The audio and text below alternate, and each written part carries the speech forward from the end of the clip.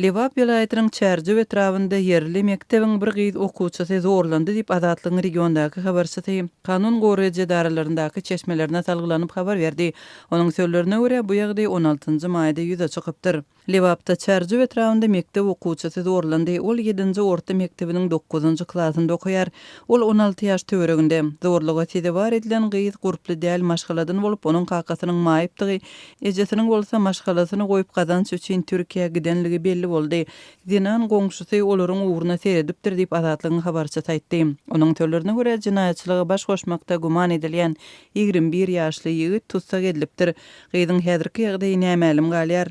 Zorluga tedewar bolan gyzyň we jinaýata baş goşmakda guman edilen ýigidiň atlary Azatlyk radiosyna ma'lum boldy. Emma redaksiýa olary agzamakdan saklanýar.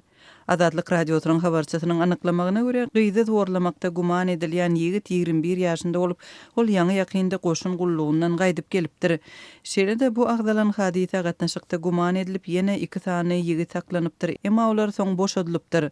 Üstesine gyzyň okuyan mektebiniň müdiri tutsak edilipdir. Polisiýa ähli mugallimleri ekidip bir näçe tagadyň dowamında soragy çekdi.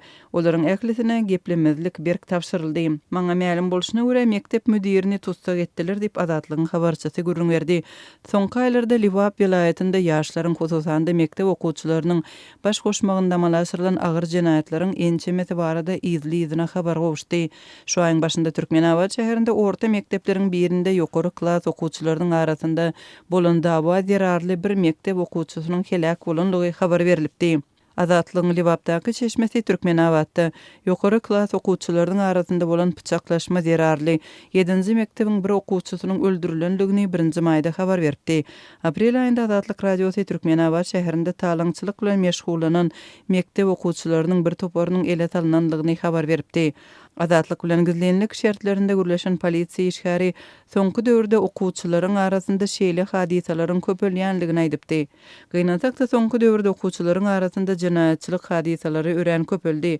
Olaryň ölüm bilen gutarýanlygy hem bar. Şu sebäpden polisiýa ýokarydan berk görkezme berildi. Sagat 23:00-dan soň köçede görünen islendik yetkinjigi saklamaly diýip polisiýa işgäriniň şeýle bellemegine görä soňky döwürde jaýlaryň howlularynda ýa köçede 2-3 bolup toparlanyp duran ýaş ýigitleriň hem görülen halatlarynda olary dargatmaga görkezme berilipdir. Şeýle Azatlygyň regiondaky habarçylary pedofiliýa ýagny çağalar bilen jinsy aragatnaşyga girýänleriň köpelýänligini we mektep okuwçylarynyň zorlanmagy bilen bagly hadisalaryň bolýanlygyny habar beripdi. Emma häkimetler bolýan zatlary adamlardan ýaşyryp saklamaga çalyşýarlar. Hatda köçe ýol hereketi bilen bagly hadisalary hem gizläp saklaýarlar. Bir hepde Çemesozal Türkmenabadyň Aşgabat etrafynda ýolukçy awtobus agdaryldy.